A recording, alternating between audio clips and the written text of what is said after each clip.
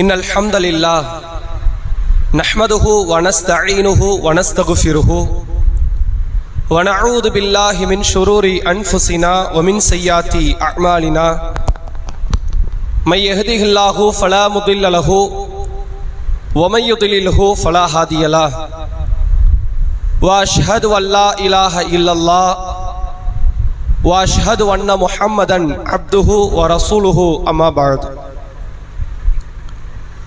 فقد قال الله تعالى في القرآن العظيم والفرقان المجيد فأعوذ بالله من الشيطان الرجيم أفلا يتدبرون القرآن أم على قلوب أقفالها. கண்ணியத்திற்கும் பெருமதிப்பிற்கும் உரிய எல்லாம் வல்ல அல்லாஹ்வின் நல்லடியார்களே, இறைவனின் அருள் பொருந்திய ரமலான் மாதத்தை நிறைவு செய்தவர்களாக வளமையாக வாரந்தோறும் நடைபெறக்கூடிய வெள்ளி சனி ஞாயிறு ஆகிய தினங்களின் நிகழ்ச்சியில் இந்த சனிக்கிழமை நிகழ்ச்சியான கேள்வி இங்கே பதில் எங்கே என்கிற கேள்வி பதில் நிகழ்ச்சியை நாம் மீண்டும் ஆரம்பம் செய்திருக்கிறோம். நம்ம வளமையாக வந்த சூறாக்கள் என்று பார்க்கும்போது சூரால் அஹ்ராஃப் இன்றைய தினம் கொடுக்கப்பட்டிருக்க வேண்டும். ஆனால் அறிவிப்பு செய்யப்படாத காரணத்தினால் சூரா ஜாசியா என்கிற 45வது அத்தியாயத்தில் இருந்து இன்றைய தினத்தில் கேள்விகள் கேட்கப்பட்டு அதனுடைய பதில்களும் விளக்கங்களும் அறியப்படும் என்கிற தகவலை உங்களுக்கு நாம் எடுத்துரைத்திருந்தோம். அந்த அடிப்படையில் இந்த நிகழ்ச்சியை நாம் ஆரம்பம் செய்வோம். முதல் கேள்வி பெண்கள்ல இருந்து. இந்த அத்தியாயத்தினுடைய முதல் வசனம் வார்த்தை இது மாதிரி எத்தனை அத்தியாயங்கள் வருது குர்ஆன்ல?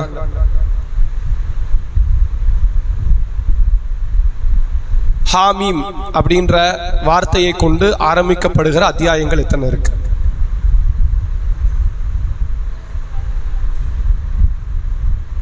ஆண்கள்ல இருந்து அது காஃப்ல வருதா? சரி, வேற ஹாமீம் சஜிதா. சரி, வேற மொத்தம் 7 இடத்துல வருது ஜாசியா இந்த சூரா. மொத்தம் 7 இடம். 40வது அத்தியாயம் சூரா முக்மின். அதை காஃபிர்னு சொல்லி அந்த அத்தியாயத்துக்கு பேர் சொல்லுவாங்க. அதுல இருந்து 46 அஹ்காஃப் வரை ஏறத்தாழ 7 சூறாக்களின் ஆரம்பம் ஹாமீம். அதனால தான் இதை ஹாமீம் சூறாக்கள் அப்படின்னு சொல்லி அதை அழைப்பாங்க. இப்போ முஅவ்விதாத் அப்படின்னு சொன்னா குல்லௌது பிரப்பின் ஃபலக் குல்லௌது பிரப்பின் நாஸ் என்று சொல்லப்படுவதை போன்று அது மாதிரி ஒரு 7 சூறாக்கள் மொத்தமாக ஒரு தொகுப்பு ஹாமீம் சூறாக்கள் 40வது இருந்து 46வது வரை. 47 இருந்து வளமையா வேற வசனங்களை கொண்டு ஆரம்பிக்கப்படுகிற சூறாக்களாக இருக்கும். அதுல ஒரு சூறா தான் 45வது சூரா ஜாசியா என்கிற இந்த சூரா. ஆண்களுக்கான கேள்வி, ஜாசியான என்ன அர்த்தம்? மண்டியிடுவது. சரி, ஜாசியா என்கிற அரபு வார்த்தைக்கான அர்த்தம் என்னன்னா மண்டியிடுவது, முழங்காலிட்டு இருப்பது. குர்ஆனில் இந்த இடத்துல நிறைய இடத்துல அல்லாஹ் அது குறித்து பேசி இருந்தாலும் இந்த அத்தியாயத்தில் அது பற்றி சொல்லப்பட்டு இருப்பதனால் இந்த அத்தியாயத்திற்கு ஜாசியா என்கிற பெயர் இருப்பதை நம்மால் பார்க்க முடிகிறது. பெண்களுக்கான அடுத்த கேள்வி, வைல் என்கிற நரகம் இவர்களுக்கு கேடு அல்லது வைல் என்கிற நரகத்திற்குரியவர்கள் அப்படின்னு குர்ஆன்ல நிறைய இடத்துல அல்லாஹ் சொல்றான். அப்படி இந்த அத்தியாயத்தில் வைல் அப்படின்னு சொல்லி யாரை பற்றி அல்லாஹ் பேசுகிறான்? பொய்யர்கள் கூட ஒரு வார்த்தை சேர்ந்தவர், பாவிகளான பொய்யர்கள். சரி, அதாவது வைல் என்கிற வார்த்தைக்கு ஒன்று கேடு என்ற அர்த்தம். வைலுள்ளி குள்ளி ஹுமசத்தில் ஹுமசா. குர்ஆன்ல நிறைய இடத்துல வைலுங்கிற வார்த்தை அல்லாஹ் பயன்படுத்துறான். வைலுள்ளில் முஸல்லீன், தொழக்கூடியவனுக்கு கேடுதான், அடுத்தவனுக்கு காட்டுவதற்காக தொழுத அந்த அடியார்களுக்கு கேடு அப்படின்னு சொல்லி வைலை பத்தி பேசுறான். சில பேர் இதுக்கு விளக்கம் கொடுக்கும் போது வைலுங்கிறது நரகத்தினுடைய ஒரு பெயர் அப்படின்னு சொல்லி விளக்கம் கொடுக்கிறாங்க. அல்லாஹ் பல்வேறு சாரார்களை குர்ஆனில் வைல் என்கிற வார்த்தையை கொண்டு மறுமையினுடைய காரியத்தை பற்றி விமர்சனம் செய்கிறான். அதுல ஒரு சாரார் இந்த சூரா ஜாசியாவிலே அல்லாஹ் பேசுகிறான், வைலுல் லிகுல்லி அஃபாக்கின் அஸீம், பொய் பேசக்கூடியவர்களுக்கு கேடு. அவர்கள் எப்படிப்பட்டவர்கள் என்றால் பாவிகளாக இருக்கிறார்கள். பாவிகளாக இருக்கக்கூடிய பொய் பேசக்கூடியவர்களுக்கு கேடு உண்டாகட்டும் என்று அல்லாஹ் இந்த அத்தியாயத்தில் சொல்லுவதை நம்மால் பார்க்க முடிகிறது.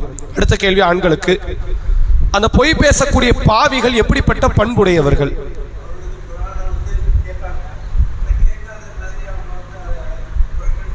சரி, வேற?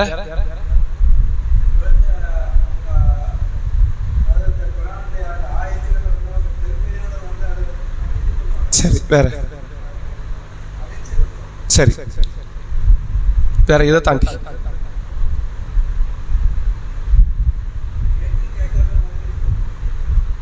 கேட்டும் கேட்காத மாதிரி இருக்கிறது, அலட்சியப்படுத்துவது, பெருமை அடிப்பது, அதை தாண்டி பெண்கள்ல இருந்து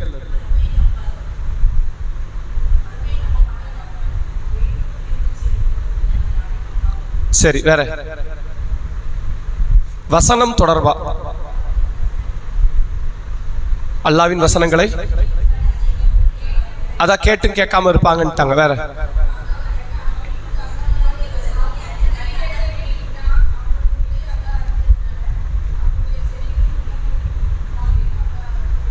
அப்படி வசனம் இல்லையே.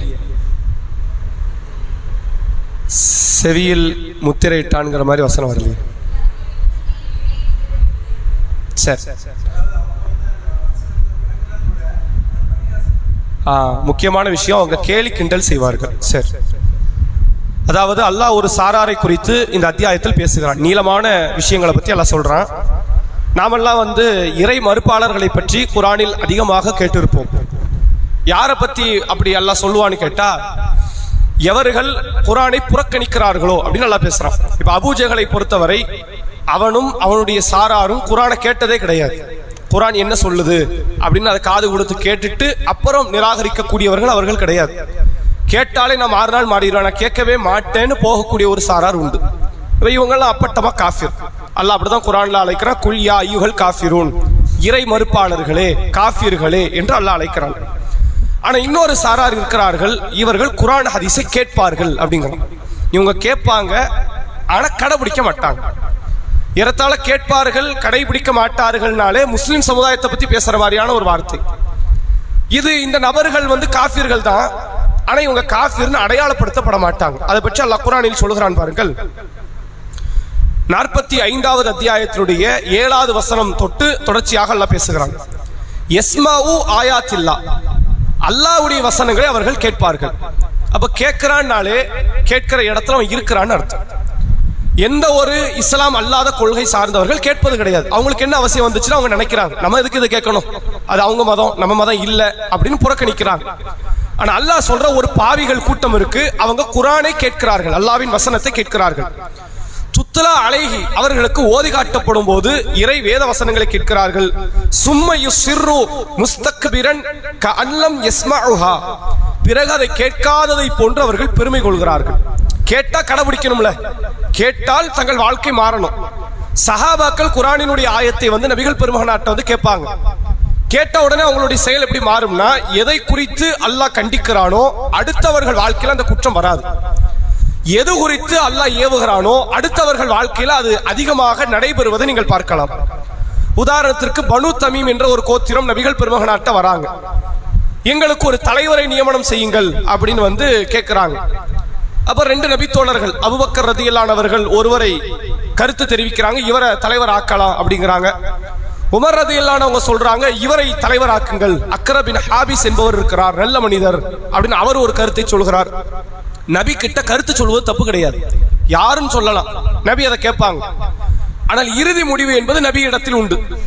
இப்ப நபியை விட இவர்களின் கருத்துக்கு முக்கியத்துவம் தரப்பட வேண்டும் என்பதற்கு அங்க சண்டை ஓடுது. பிறகு அல்லாஹ் வசனத்தை இறக்குகிறான். எப்படி அல்லாஹ் சொல்றான் அப்படின்னா, யா அய்யுஹல்லதீன ஆமனூ, ஈமான் கொண்டோர்களே, லா தர்ஃபஉ அஸ்வாத்தக்கும் ஃபௌக ஸௌத்தி நபி, இந்த நபியினுடைய குரலுக்கு மேல் உங்கள் குரலை உயர்த்தாதீர்கள். அப்படி நபிக்கு மேல நீங்க சத்தம் போடணும், நபியை விட உங்க வார்த்தைக்கு தான் முக்கியத்துவம் கிடைக்கணும்னு நீங்க நினைச்சா மறுமை நாள்ல உங்க அமல்லாம் அழிஞ்சிரும். நீங்க செஞ்ச நன்மையெல்லாம் ஒண்ணுத்துக்கு லாய்க்கப்படாது, அதனால நான் அழிச்சிருவேன். அல்லாஹ் குர்ஆனில் ஒரு ஆயத்தை இறக்குறான். இப்ப யாரை கண்டிக்குது? முழு சமுதாயத்தையும் கண்டிக்குது. முழு சமுதாயத்துக்குமே அல்லாஹ் கட்டளை இடுறான். உமர் ரதியல்லாஹு அவர்கள் எப்படி தன்னை மாற்றி கொண்டார்கள்னா, இதற்கு பிறகு உமர் எதை பேசினாலுமே நபி திருப்பி கேட்பாங்களாம், உமரை ஏதோ சொன்னீங்க காதுல விழல, மறுபடி சொல்லுங்க அப்படின்னு சொல்லக்கூடிய அளவிற்கு எல்லார்ட்டையுமே பேசும்போது உமர் ரதியல்லாஹு சத்தம் போட்டு பேசுவாங்க. ரசூலுல்லாஹ்ட்ட பேசும்போது மிகப்பெரிய ஒரு பணிவை அந்த குரலிலும் வெளிப்படுத்துவார். அவர்கிட்ட இயல்பாவே அந்த பணி உண்டு. நபி கிட்ட பேசும்போது நபி கிட்ட அவங்க எடுத்தறிந்து பேசுபவர்கள் கிடையாது, தான் தோன்றித்தனமாக நடப்பவர்கள் கிடையாது. ஆனா இந்த குரல் கூட நபிக்கு பணியாம போயிடக்கூடாது அப்படிங்கிறதுக்காக சத்தத்தை குறைத்து கொண்டார் உமர் ரலியல்லாஹு அவர்கள் என்பதை ஹதீஸ்லே பார்க்க முடிகிறது. அப்ப இதுதான் ஒரு ஈமான் கொண்டவரின் பண்பு. குர்ஆனில் சூரா அன்ஃபால் அல்லாஹ் ரப்பல் ஆலமீன் பேசுகிறான், இன்னமல் முஃமினூன அல்லதீன இதா துக்கிரல்லாஹ வஜிலத் குலூபுஹும் வ இதா துலியத் அலைஹிம் ஆயாத்துஹு ஸாதத்துஹும் ஈமானா. இறை நம்பிக்கை கொண்டவர்கள் யார் என்றால், அவர்களுக்கு அல்லாஹ்வின் வசனங்கள் ஓதி காண்பிக்கப்பட்டால் அவர்கள் ஈமான் அதிகரிக்கும் அப்படின்னு அல்லாஹ் பேசுறான். இப்ப நான் ஒரு தவறு செய்கிறேன், என் தவறை குர்ஆன் கண்டிக்கிறது என்றால், நான் அந்த கண்டித்த வசனத்தை கேட்கும் போது என் காதுக்கு வந்து சேரும் போது நான் என்னை மாற்றணும். அப்படி மாற்றி விட்டால் நான் ஈமான் கொண்டவன். அல்லாஹ் சொல்றான், கேட்கிறவன் எல்லாரும் மாறுறது கிடையாதுங்கிறான். இந்த இறை வேத வசனத்தை பல பேர் கேட்காமலே இருக்கிறாங்க, அது தனி கோஷ்டி. அவங்களுக்கு குர்ஆனை பத்தி தெரியாது, ஹதீஸை பத்தி தெரியாது, நபியை பத்தி தெரியாது, அல்லாஹ் பத்தி தெரியாது, அவங்கள விட்டுருங்க. ஒரு சாரார் இருக்கிறார்கள், அவர்கள் கேட்கிறார்கள். கேட்டா மாறணுமா இல்லையா? வட்டி வாங்க கூடாது, விபச்சாரம் புரியக்கூடாது, மது அருந்தக்கூடாது, தீமைகள்ல ஈடுபடக்கூடாது, உறவை முறிக்க கூடாது, இப்படி எல்லாம் பல போதனைகள் செய்யப்படும் போது யாருக்காவது எனக்கு இப்படி ஒண்ணு இருக்குன்னு தெரியாது அப்படி யாராவது சொல்ல முடியுமா? இப்ப உதாரணத்துக்கு நம்ம சமுதாயத்துல உறவை முறிக்காத குடும்பத்தை பார்க்கறதே அரிது. எனக்கு வந்து எல்லா உறவுக்காரர்களும் எனக்கு நெருக்கத்துக்குரியவர்கள், யாரு கூட நான் சண்டை போடல அப்படின்னு சொல்பவர்கள் அரிதிலும் அரிதான ஒரு நபர். அப்ப எல்லாருக்கும் தெரியும் உறவை முறிப்பது பாவம்னு தெரியும். அப்ப யாரை கண்டிக்குதுன்னு தெரியுதா? இஸ்லாத்தை ஏற்றுக்கொள்ளாத காஃபிர்களை பத்தி இது கண்டிக்கல, அவங்கள வேற வேற வசனங்கள் கண்டிக்குது. நீங்க ஏன் இறை மார்க்கத்துக்கு வரல, இறை தூதருக்கு கட்டுப்படல, இஸ்லாத்துக்கு வரலன்னு நல்லா கேட்கிறான். இது உண்மையில கண்டிப்பது யாரை என்றால், முஸ்லிம்களாக அவர்கள் இருக்கிறார்கள், அவங்களுக்கு குர்ஆனும் தெரியும், ஹதீஸும் தெரியும், மார்க்க போதனைகள் தெரியும், அதை கேட்கவும் செய்யறாங்க. அதை கேட்கிறாங்கன்னு என்ன அர்த்தம்? சொற்பொழிவுக்கு வராங்கன்னு அர்த்தம். அது ஜும்மாவிலுடையோ இல்ல மற்ற மார்க்க சொற்பொழிவிலையோ எப்படியோ அவர்கள் மார்க்கத்தை கேட்டுக்கொண்டிருக்கிறார்கள். கேட்டா கடைபிடிக்கணும்ல. பல பேரினுடைய வழக்கம் எப்படி மாறிடுச்சு அப்படின்னா, அந்த மார்க்க பேச்சுக்களை போன்லயோ மற்ற சூழலையோ கேட்டுக்கிட்டே இருப்பாங்க. அது ஒரு ஹாபிட்டாவே மாறிடும், ஒரு பழக்க வழக்கங்களாகவே அவருக்கு மாறிடும். தினமும் காலையில எழுந்தா குர்ஆன் வசனத்தை கேட்கிற மாதிரி, காலையில எழுந்திரிச்ச உடனே ஏதாவது ஒரு பயானை போட்டு கேட்டுக்கிட்டே இருக்கணும், இப்படின்ற மாதிரி ஒரு சூழல் வந்துடும். ஆனா எதுக்கு கேட்கிறோங்கிற சிந்தனை இல்லைன்னா எதுக்கு அதை கேட்டு என்ன பயன் இருக்கு? எதுக்கு கேட்கணும்? மார்க்க சொற்பொழிவை கேட்க வேண்டிய அவசியம் என்ன வந்துச்சு? அல்லாஹ் திருக்குர்ஆனில் சொல்கிறான், ஃபதக்கிர், நபியே நீங்கள் அறிவுரை சொல்லுங்கள். ஃபஇன்ன திக்ரா தன்ஃபஉல் முஃமினீன், அறிவுரை இறை நம்பிக்கை கொண்டவருக்கு பயன் தரணும். அப்ப அவன் கேட்கிறான்னா அவன் மாறணும், அவன் மாற மாட்டான் அப்படின்னா அவன் கேட்டு என்ன பயன்?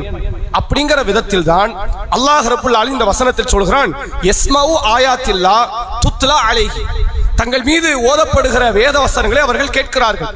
சும்ம யுஸ்ரு முஸ்தக்பிரன் கஅல்லம் யஸ்மஉஹா, பிறகு அதை கேட்காதவர்களை போன்று பெருமை அடித்து நடக்கிறார்கள். இப்படி ஒரு சம்பவமே இல்லாத மாதிரி. உறவை முறிக்க கூடாதுங்கிற வசனத்தை கேட்டிருக்கிறார்கள், மார்க்க செய்தியை படித்திருக்கிறார்கள், சொற்பொழிவின் மூலமாக உணர்ந்திருக்கிறார்கள்.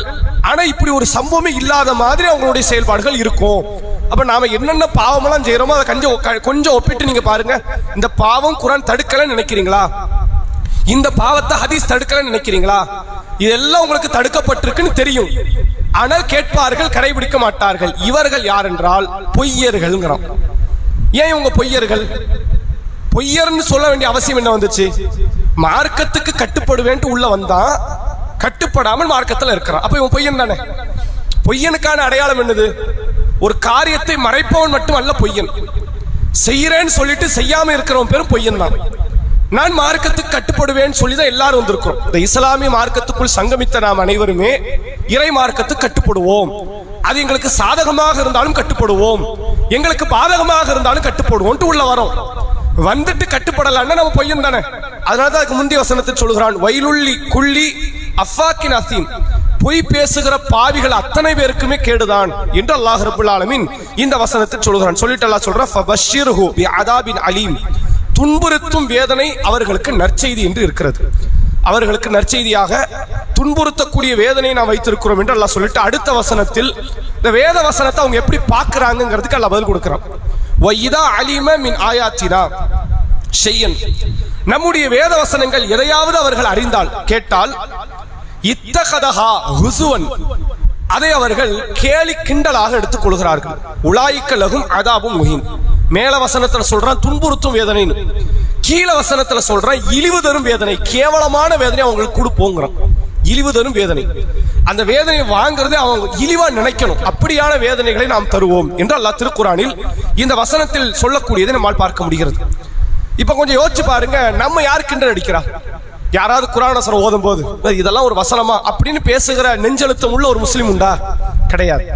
ஒரு ஹதீஸ் ஒன்று பேசப்படுது, இதெல்லாம் ஒரு மார்க்க செய்தியா அப்படின்னு அந்த ஹதீஸை கேலி பண்ற நபர்கள் உண்டா? கிடையாது. ஒரு பேச்சுக்கு ஒரு இயக்கத்தையோ ஒரு மார்க்க அறிஞர் இவங்களை கேலி செய்யலாம், இப்படி நடக்குமே ஒழிய குர்ஆனையே கேலி செய்தார்கள் ஒரு ஆள் கிடையாது. ஹதீஸையே கேலி செய்தார்கள் ஒரு முஸ்லீம் கிடையாது. யாருக்கு அந்த துணிவு கிடையாது. நீங்க கேலி செய்யுங்க அப்படின்னு யாராவது அப்படி துணிஞ்சு செய்வோமா? செய்ய மாட்டோம். அப்ப அல்லாஹ் சொல்றான், குர்ஆனை கேட்டு அதன்படி நடக்காதவனே கேலி செய்யறவன் மாதிரி தான்.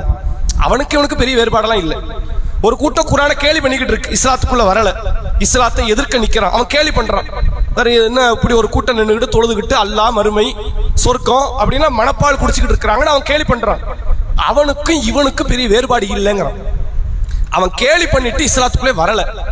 நீ இஸ்லாத்துக்குள்ள இருக்கிற, நீ கடைபிடிக்கல, அப்ப நீ கேலி பண்ற மாதிரி தானே.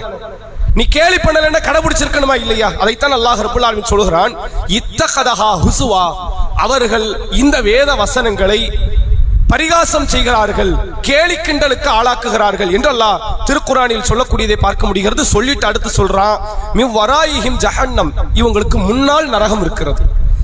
இவன் இவ்வளவு போராட்டம் எதுக்குன்னா அவன் முன்னாடி இருக்கிற நரகத்துக்கு தான் போய்கிட்டு இருக்கிறான் என்று அல்லாஹ் ரப்பல் ஆலமீன் சொல்லிவிட்டு, வலா யுக்னி அன்ஹும் மா கஸபு ஷையன், அவர்கள் எதை சம்பாதிக்கிறார்களோ அது அவர்களை காப்பாற்றாது. வலா மத்தகது மின் தூனில்லா அவுலியா, அல்லாஹ்வை விட்டுவிட்டவர்கள் யாரை தங்களுக்கான நேசர்களாக தோழர்களாக வைத்திருக்கிறார்களோ அவர்களும் இவர்களை காப்பாற்ற மாட்டார்கள். உலகும் அதாபுன் அலீம், அவர்களுக்கு மகத்தான வேதனை இருக்குங்கிறான். ஒரே கூட்டம் 3 வகையான வேதனை. முதல்ல சொல்றான் அதாபுன் அலீம், துன்புறுத்தும் வேதனை. ரெண்டாவது சொல்றான் அதாபுன் முஹீன், இழிவு தரும் வேதனை. மூணாவது சொல்றான் அதாபுன் அலீம், மகத்தான பிரம்மாண்டமான வேதனை தருவேங்கிறான். எல்லா வேதனையும் இவனுக்கு தான் கிடைக்கும்னு அர்த்தம். காஃபியர்களை கூட அல்ல இத்தனை பெரிய வார்த்தைகளை கொண்டு விமர்சனம் பண்ணானோ இல்லையோ, முஸ்லிம்களாக இருந்து மார்க்கத்தை கடைபிடிக்காதவர்களுக்கு அல்லாஹ் சொல்லக்கூடிய வார்த்தை துன்புறுத்தும் வேதனை உண்டு, இழிவு தரும் வேதனை உண்டு, பிரம்மாண்டமான வேதனை உண்டு. யார் இந்த வேத வசனங்களுக்கு கட்டுப்படாமல் இருக்கிறார்களோ அவர்களுக்கு என்று அல்லாஹ் ரப்பல் ஆலமீன் சொல்லக்கூடிய வசனத்தை நம்மால் பார்க்க முடிகிறது. அடுத்த கேள்வி பெண்களுக்கு. அல்லாஹ் கடலை எதற்காக அமைத்தான்? கடலை எதற்காக அமைத்தான்?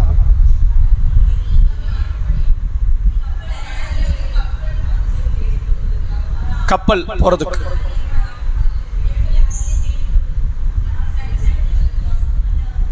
சரி, அதாவது 2 காரணம் தான். நீங்க 3 காரணம் சொல்றீங்க, அது 3வது காரணம் கிடையாது, அதுக்கு இன்னொரு விளக்கம் இருக்கு. அதாவது 45வது அத்தியாயம் 12வது வசனம் அல்லாஹ் சொல்கிறான், அல்லாஹுல்லதி சஹர லக்குமுல் பஹர். பஹர் அப்படின்னா கடல். கடலை அல்லாஹ் தான் உங்களுக்கு வசப்படுத்தினான். எப்படி வசப்படுத்தினான்? லி தஜ்ரிய அல் ஃபுல்கு ஃபீஹி, அதிலே நீங்கள் கப்பலில் பயணிக்கிறீர்கள். பி அம்ரிஹி, அவனுடைய கட்டளையின் பெயரால் அதிலே நீங்கள் கப்பலில் பயணிக்கிறீர்கள். வலி தபுத்தகு மின் ஃபதுலிஹி, அதிலே அல்லாஹ்வுடைய அருளை அவர்கள் தேடுவார்கள். வலஅல்லக்கும் தஷ்குரூன், நீங்கள் நன்றி செலுத்துவதற்காக. 3 காரணம் மாறி இது தெரியும், ஆனா 3 காரணம் கிடையாது, 2 காரணம் தான். என்னெல்லாம் அல்லாஹ் சொல்றான் அப்படின்னா, அந்த கடலை அமைச்சதே நீ கப்பல்ல போகணும் தான் அமைச்சேங்கிறான்.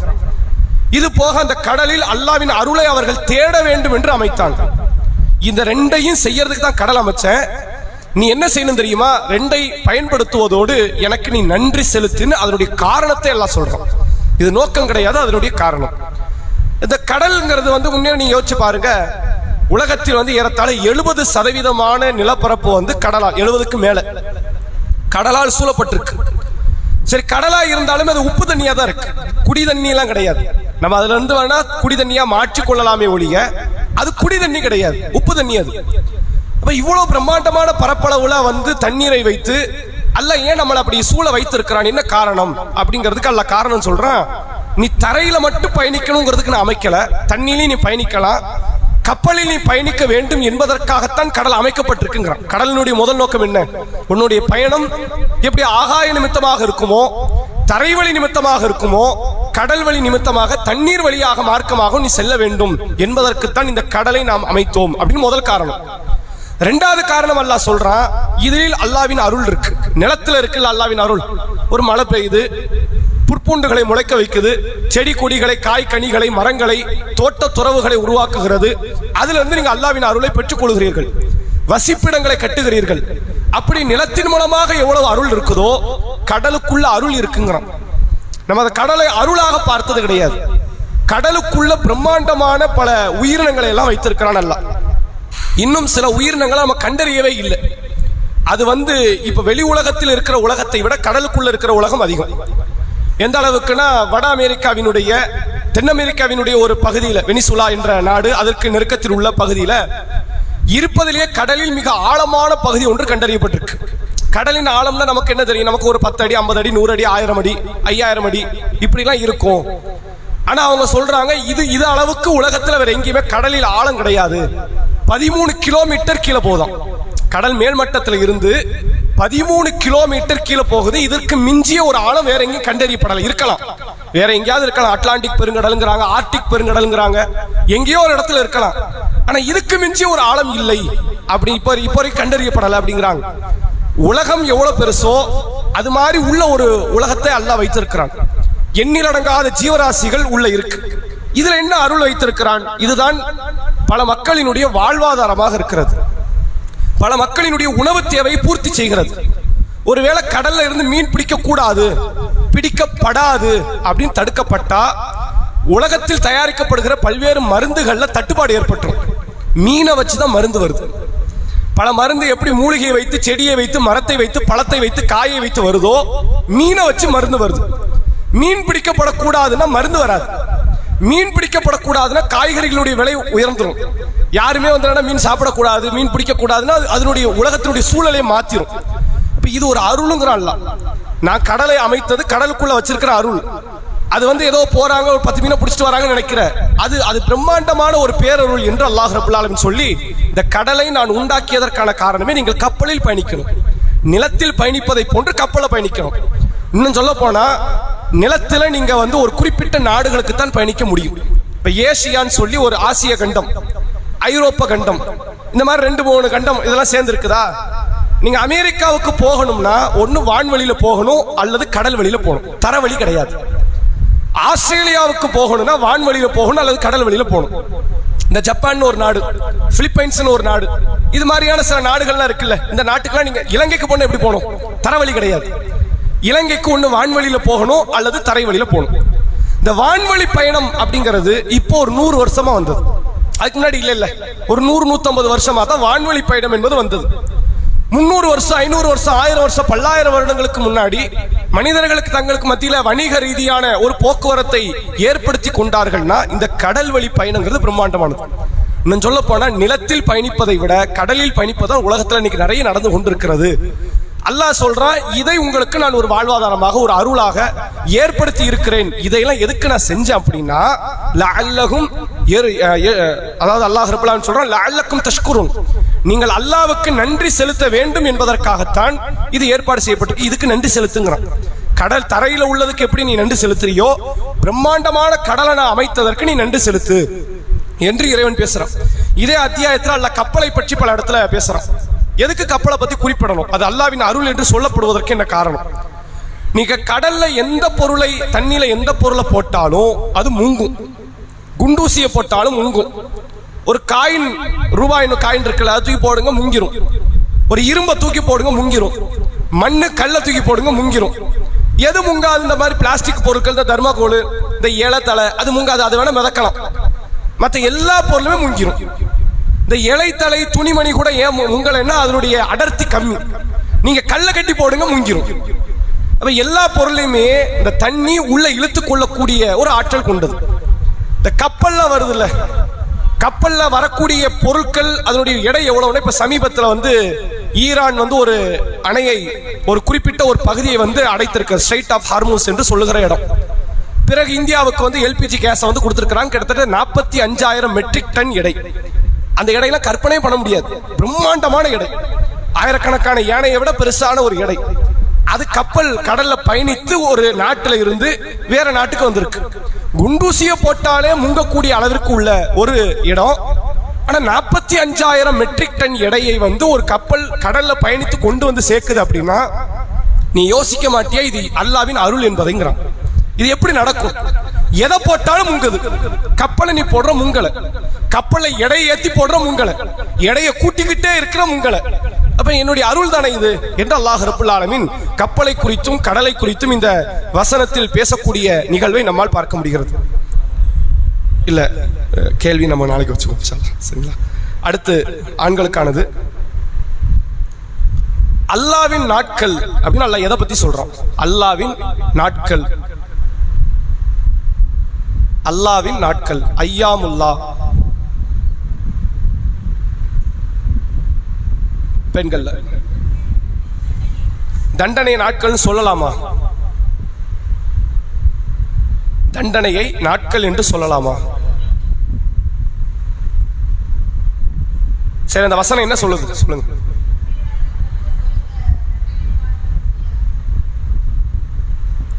தண்டனை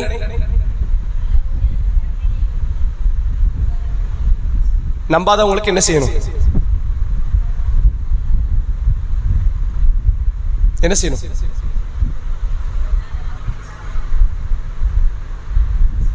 எதையோ சொல்றீங்க, ஒரு சத்தமா சொன்னதானே புரியும். அல்லாவின் தண்டனை நம்பாதவர்கள் நரகம். சரி, வேற என்ன வருது அந்த வசனம்? முஸ்லிம்களுக்கு அல்லாஹ் என்ன கட்டளை இடுறான் அதுல?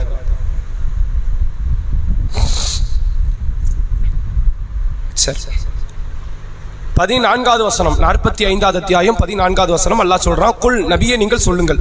யாருக்கு? லில்லதீன ஆமனு, ஈமான் கொண்ட சமுதாயத்திற்கு நீங்கள் சொல்லுங்கள். யக்ஃபிரு, அவர்கள் மன்னிக்கட்டும், அவர்கள் மன்னிக்கட்டும். லில்லதீன லா யர்ஜூன ஐயாமல்லாஹ், அல்லாஹ்வுடைய நாட்களை நம்பாதவர்களை மன்னிக்கட்டும். இதுல மன்னிக்கட்டும்ங்கிறதுக்கு ஒரு விளக்கம் நம்ம சொல்றோம். அல்லாவின் நாட்கள் அல்லாஹ் எதை சொல்றான் அப்படின்னா அதுக்கு அடுத்த வார்த்தையில சொல்லப்படுது, லி யஜ்ஸிய கௌமம் பிமா கானு யக்ஸிபூன். ஒரு சமுதாயம் செய்து கொண்டிருந்ததற்கு அல்லாஹ் கூலி கொடுப்பதற்காக வேண்டி அல்லாஹ் இப்படி வைத்து விட்டான். இப்போ கூலியை பற்றி பேசுவதனால் அல்லாவின் நாட்கள் என்று சொல்லப்படுவது இது தண்டனை குறித்து தான் பேசுவோம். இப்படி சொல்ற வழக்கம் உண்டான்னு கேட்டா அப்படிலாம் கிடையாது.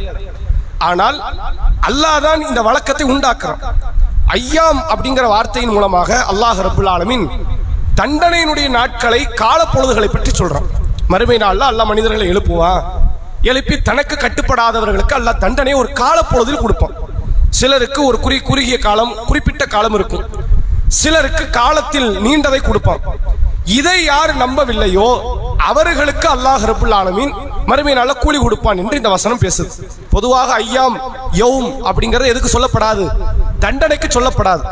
இதுல அல்லாஹ் தண்டனைக்கான ஒரு வார்த்தை. அப்போ அந்த இது மறைமுகமாக இருக்கு. தண்டனை என்பது தக்தீர் அப்படிம்பாங்க, மறைமுகமாக இருக்கக்கூடிய ஒரு வார்த்தை என்று புரிந்து கொள்ளலாம். கூடுதல் அல்லாஹ் என்ன சொல்றான்? ஈமான் கொண்டவர்கள் இவர்களை மன்னிக்கட்டும். மன்னிக்கிறதுக்கு நமக்கு அதிகாரம் இருக்குதா? இந்த வசனத்தைலாம் கொண்டு வருவாங்க. காஃபிரை பத்தி பேசுது. காஃபிரை ஈமான் கொண்டோ மன்னிக்கட்டும். காஃபிரை மன்னிக்க நமக்கு என்ன அதிகாரம் இருக்கு? நமக்கு கிடையாது. இல்ல, யாரையுமே மன்னிக்க அதிகாரம். யாரை மன்னிக்கலாம்? எனக்கு துரோகம் பண்ணோன்னு நான் மன்னிக்கலாம். ஏன் சொத்தை எடுத்துட்டான், என்ன நோவினைப்படுத்திட்டான், என் மீது அவதூறு பேசிட்டான், நான் மன்னிக்கலாம். குர்ஆன் ஹதீஸ் சொல்கிறது, அவன் சம்பந்தப்பட்டவன் மன்னிக்காதவரை அல்லாஹ் மன்னிக்க மாட்டான் அப்படின்னு பேசுது. இப்ப என் வாழ்க்கையில ஒருத்த பாதிப்பை ஏற்படுத்தினால் மன்னிக்கிற அதிகாரம் எனக்கு இருக்கு. உங்கள் வாழ்க்கையில ஒருத்த பாதிப்பை ஏற்படுத்தி விட்டால் அதை மன்னிக்கிற அதிகாரம் உங்களுக்கு இருக்கு. ஆனா இங்க அல்லாஹ் மனிதர்களுக்கு செஞ்ச துரோகத்தை பத்தி பேசல. அல்லாவின் தண்டனை எவன் நம்பலையோ அவனை நீங்க மன்னிச்சிருங்கிறான். நமக்கு எப்படி மன்னிக்க முடியும்? குர்ஆன் சொல்லுகிறது, ஒமை யக்ஃபிரு துனுப இல்லல்லாஹ்ங்கறான். அல்லாஹ்வை தவிர யார் பாவத்தை மன்னிப்பா? இன்னல்லாஹ யக்ஃபிரு துனுப ஜமீஆ, எல்லா பாவத்தையும் அல்லாஹ் தான் மன்னிப்பான் அப்படின்னா குர்ஆன் பேசுது. அப்படி இருக்கும் பொழுது இவங்களை மன்னிச்சிருங்க அப்படின்னு அல்லாஹ் சொல்றானே அப்படின்னு கேட்டா இது மன்னிப்பை பற்றி பேசல, அவங்கள கண்டுக்காம விட்டுருங்கன்னு அர்த்தம். கஃபரங்கிற வார்த்தைக்கு இப்படி ஒரு பதத்திலும் நாம் அர்த்தம் புரிந்து கொள்ளலாம். இவனெல்லாம் நீ பொருட்படுத்தாது, இவன் முக்கியமானவன் என்று நீ நினைக்காது. யாராவது ஒருத்தர் அல்லாஹ்வின் வேதனை நம்பல, தான் தோன்றித்தனமா நடக்கிறான், இஷ்டத்திற்கு வாழுகிறான், மனோ இச்சையை கடைபிடிக்கிறான், நீ இவனெல்லாம் கண்டுக்காத. இவனை கண்டுக்கிட்டா நீ இவன் முன்னாடி தான் போகணும். பத்தியா அல்லாவே நம்மள சொகுசா இருக்கிறானே, நல்ல ஜாலியா வாழ்றானே அப்படின்னு நீ அவனை கவனிச்சேன்னா நீ அவன் முன்னாடி போற மாதிரி ஆயிரும். நீ அவனை கண்டுகொள்ளாது, அவனை நான் மறுமையில பாத்துக்கிறேன், நீ என்ன செய், அவனை கண்டுகொள்ளாமல் புறக்கணித்து விடு. இந்த புறக்கணித்து விடுங்கிறதே அல்லாஹ் குர்ஆன்ல பல இடத்துல பேசுறான். ஒரு இடத்துல அல்லாஹ் ரப்புல் ஆலமீன் சொல்கிறான், அதாவது ஊர்கள் தோறும் காஃபிர்கள் சொகுசாக திரிவது, லா தகுர்ரன்னக தகல்லுபுல்லதீன கஃபரு ஃபில் பிலாத், அதாவது காஃபிர்கள் சொகுசாக திரிவது உங்களை ஏமாற்றி விட வேண்டாம் அப்படின்னு அல்லாஹ் குர்ஆன்ல பேசுறான். சில இடத்துல அல்லாஹ் சொல்றான், நபியே அவர்களை நீங்கள் புறக்கணித்து விடுங்கள் என்று அல்லாஹ் சொல்றான். அந்த அர்த்தத்தில் தான் அல்லாஹ் இங்க பயன்படுத்துறான். ஈமான் கொண்டவர்கள் அல்லாஹ்வின் வேதனையை நம்பாத மக்களை புறக்கணித்து விடட்டும், அவங்களை கண்டுகொள்ளாமல் விட்டுறட்டும், அவங்கள நீ ஒரு பொருட்டாவை எடுத்துக்காத என்கிற விதத்தில் அல்லாஹ் இந்த வசனத்தில் பேசுவதை பார்க்க முடிகிறது. அடுத்து ஆண்களுக்கு மனோ இச்சையை கடவுளாக்கியவர்கள்னா யாரு, யாரை பற்றி பேசுவது? மனோ இச்சையை கடவுளாக்கியவர்கள் சூரா ஜாசியாவினுடைய 23வது வசனம். பெண்கள்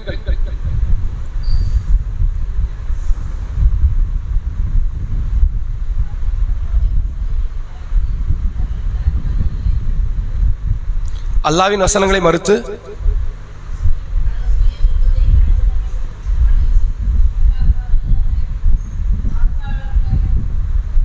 மனோ இச்சை கடவுள்னா இப்படி ஒரு கடவுள் கேள்விப்பட்டதில்லை. நமக்கு லாத்து உஸ்ஸா தெரியும், சிலை கடவுள் தெரியும், கபர்ஸ்தான்ல இருக்கிற போலி கடவுள்கள் அப்படிலாம் தெரியும்.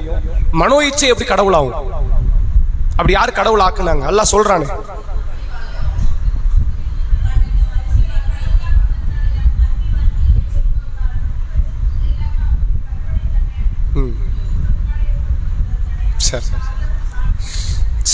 சரியான ஒரு பதில். சூரா ஜாசியாவினுடைய 23வது வசனம் அல்லாஹ் சொல்றான், அஃபராய்த நபியே நீர் பார்த்தீரா, மனித்தஹத இலாஹஹு ஹவாஹு, மனோ இச்சையை கடவுளாக ஆக்கியவனை நீர் பார்த்தீரா அப்படின்னு அல்லாஹ் சொல்லிட்டு, வா தல்லஹு தல்லல்லாஹுல் அலா இல்மின், அவர்கள் என்ன செய்யறாங்க அப்படின்னா தெரிந்து கொண்டு, அதாவது தெரிந்தே அல்லாஹ் ரப்புல் ஆலமீன் அவர்களை வழிகெடுக்கிறான் அப்படின்னு சொல்லிட்டு இவர்களுடைய உள்ளத்தில் செவியில் அல்லாஹ் முத்திரையிட்டு விட்டான், வாயை அல்லாஹ் ரப்புல் ஆலமீன் பூட்டு போட்டான் அப்படிங்கிற அந்த கருத்தை, பார்வையை அல்லாஹ் பூட்டி விட்டான் அப்படிங்கிற கருத்தை எல்லாம் அல்லாஹ் ரப்புல் ஆலமீன் இந்த வசனத்தில் பேசுறான். மனோ இச்சையை கடவுளாக்குவது அப்படின்னா எல்லா கடவுளுமே மனோ இச்சை கடவுள் தான். அது சிலைகளாக இருக்கலாம், நபிகள் பெருமகனார் காலத்தில் இருந்த லாத்து உஸ்ஸா மனாத்து ஹுபைல் என்று சொல்லப்படுகிற கடவுள்களாக இருக்கலாம், அதற்கு முந்தைய காலம் அதற்கு பிந்திய காலம் எல்லா காலத்துல வர கடவுளும் அது சிலையாக இருந்தாலுமே அது மனோ இச்சை. இவனாக கற்பனை பண்றான். இப்ப இவனா கற்பனை பண்றதுனால என்ன ஆகும்னு கேட்டா ஒரு நிலையில நிக்கவே மாட்டான். ஒரு பேச்சுக்கு நீங்க பாருங்க, இந்த பல கடவுள் கொள்கை, பல வழிபாட்டு கொள்கையில இருக்காங்கல்ல, பல கடவுள் கொள்கையில இருக்கக்கூடியவர்கள் ஒரு கடவுளை வணங்குவாங்க, இதை என் குல தெய்வம் அப்படின்னு நம்புறாங்க. அப்படின்னா அதுல அவன் நீடிக்கவே மாட்டான். திடீர்னு வேறு ஒரு பிரச்சனை வரும், அந்த கடவுள்கிட்ட கேட்பான், அவனுக்கு கிடைக்கல, இந்த கடவுள்கிட்ட போய் பாரு நான் போனேன் அப்படின்னு ஒருத்தன் சொன்னோன்னா அங்க போவான். அந்த கடவுள்கிட்ட பிரார்த்தனை செய்யும், வாழ்க்கையில ஒரு மாற்றம் வந்த உடனே இந்த கடவுள் தான் ஆற்றல் மிக்கதுன்றான், தடுமாறிக்கிட்டே இருப்பான். ஒரு கடவுள் நம்பும் போது மட்டும்தான் அவன் கடவுள் வழிபாட்டில் இருக்கிறான் என்று அர்த்தம்.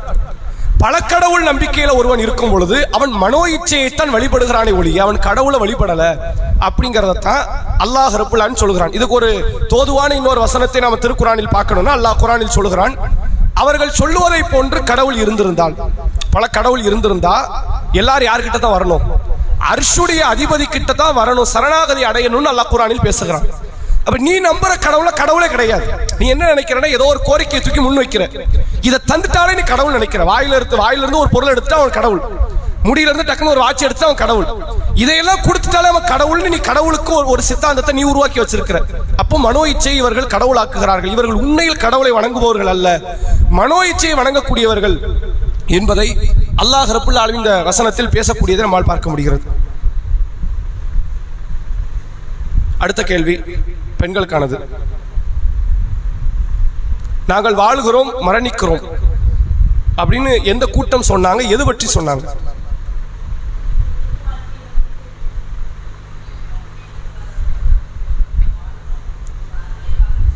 சரி